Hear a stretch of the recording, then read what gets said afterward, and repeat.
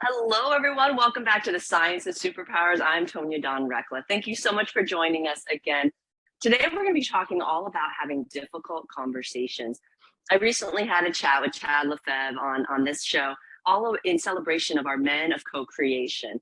And as part of that, we're looking at the variables, right, the factors, the elements that go into creating really good co-creative environments. And that's no small feat, as we've been discussing, right? Co-creation is not for the faint of heart, and there are a lot of intricacies and nuances when we get into the energetics of it. And so part of that is being able to have conversations, right? Talk about things that are uncomfortable, right? Things that we don't agree on, maybe things that we have real feelings about, that maybe that hurt our hearts, right? And when we don't know how to manage those responses, it can be really intimidating to get into conversations where we feel like those things are going to come up, or where they do come up, and then how to manage it, particularly when these are relationships that we really, really care about. And so there are a lot of ways that you can mitigate for this. And of course, there are numerous variables, not the least of which is you, right? How do you handle conversations? How do you want to handle conversation? There's no one size fits all, but there are some things we can all think about that help each of us develop our own ways of how we want to respond in certain situations that make us uncomfortable. First and foremost, it's important to remember you're going to be uncomfortable, right? Chances are really, really good that if you're having a conversation that means anything to you, somebody might not agree with everything that you're saying, but there's a really cool dynamic that works here that I think if we can wrap our minds around, it makes it a little bit easier when we disagree.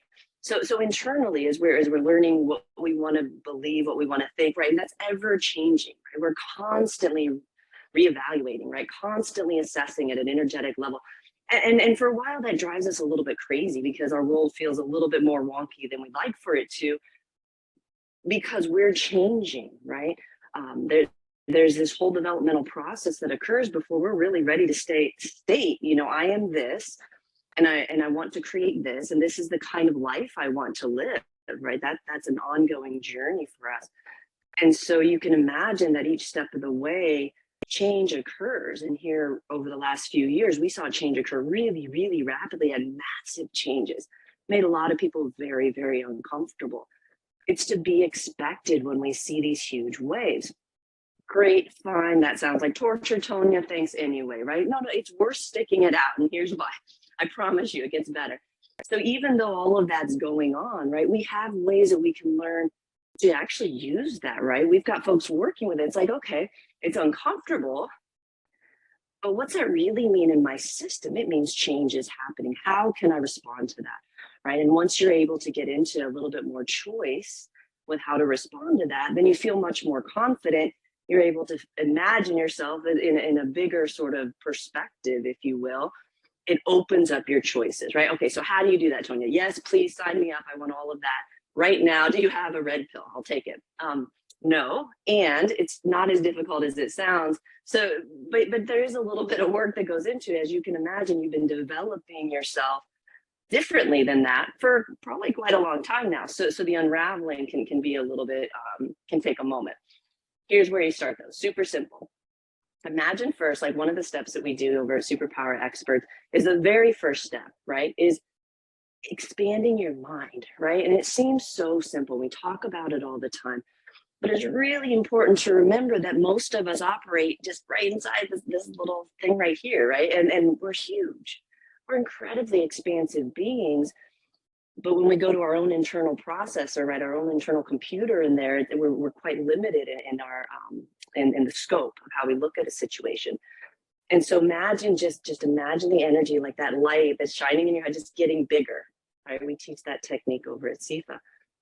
The other thing that really, really, really helps in those situations is to do the exact opposite of what you'd like to do in those situations.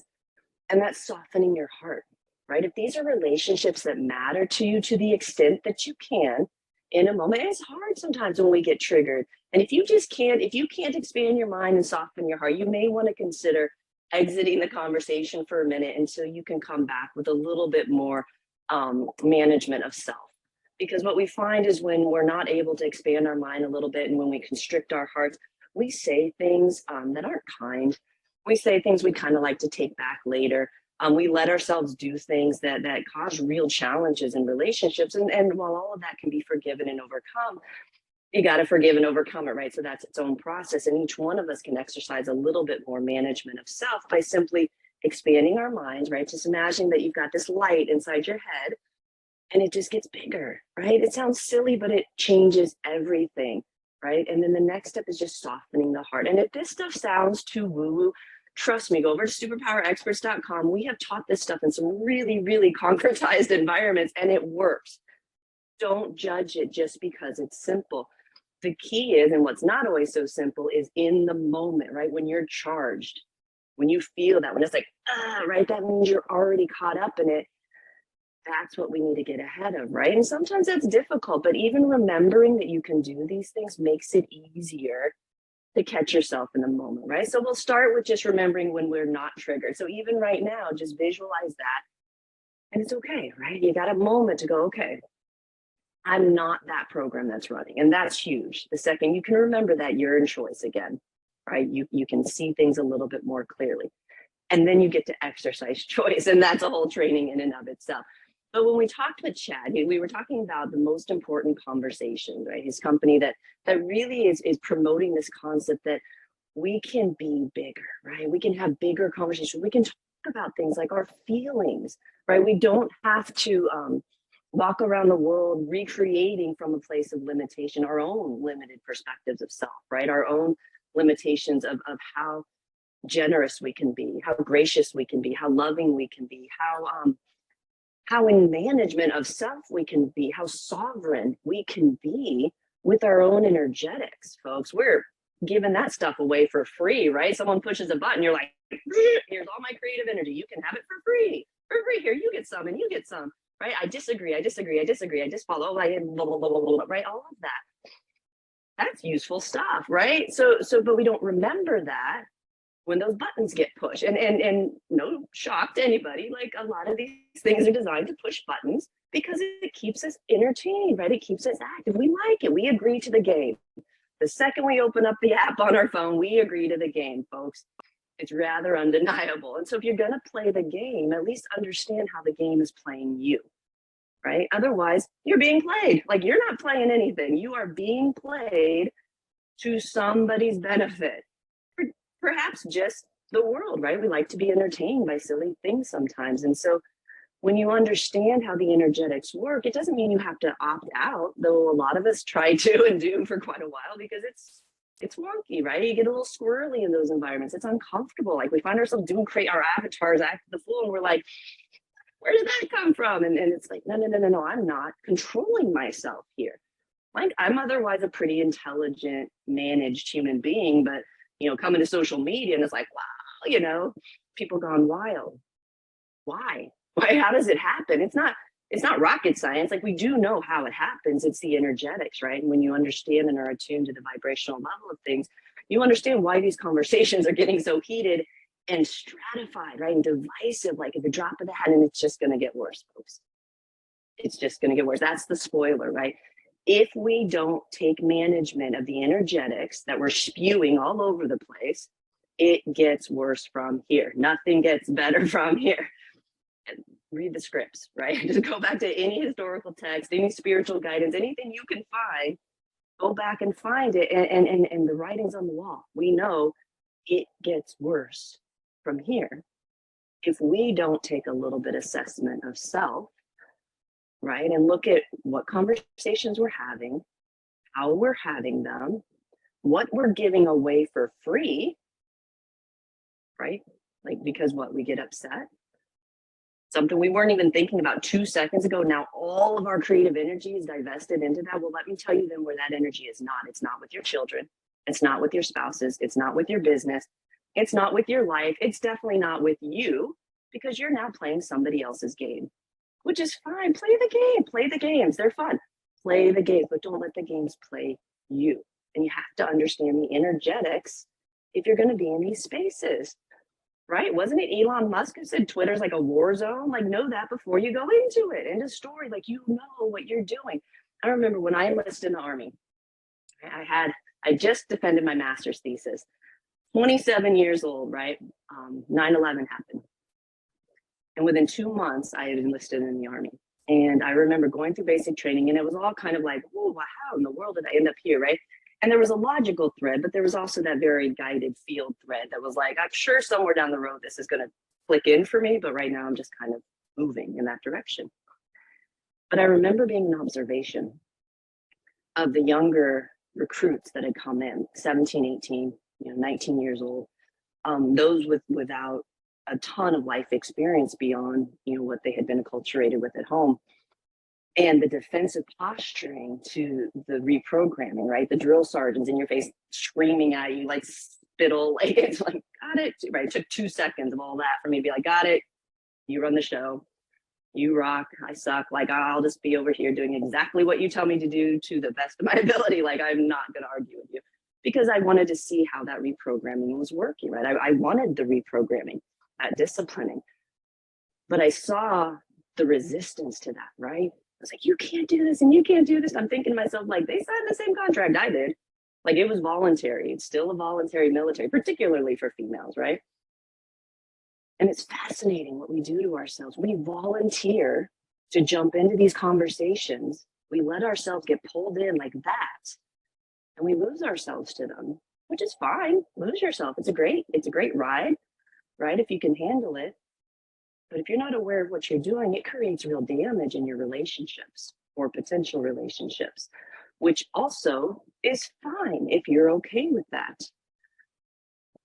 But to expect that you're going to have some sort of creative management or intentional creative expression that you can predict in any sort of fashion or funnel or channel into any sort of result, when that's how your energy is being expended, you're setting yourself up for repeated disappointment.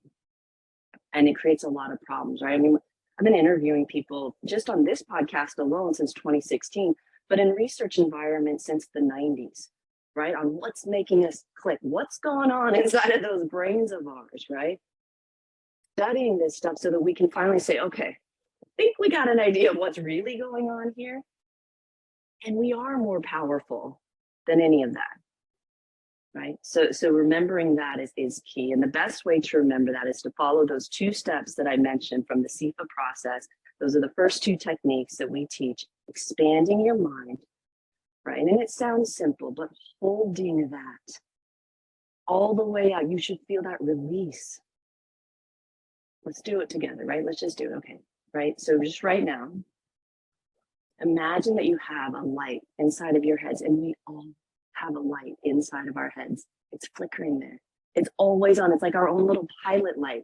It cannot be extinguished until this body is gone, right? And even then it goes on, right? But it's in there, it's there. I promise you that it is there, it is lit up. I don't care how low you think you are right now.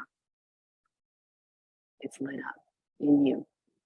So you can imagine that light filling your head, just filling it, and then getting bigger and bigger, and let yourself relax into the idea that this can get bigger or bigger, and it gets beyond this, beyond the world, bigger, out into what we refer to as creative intelligence, the potential that we all share.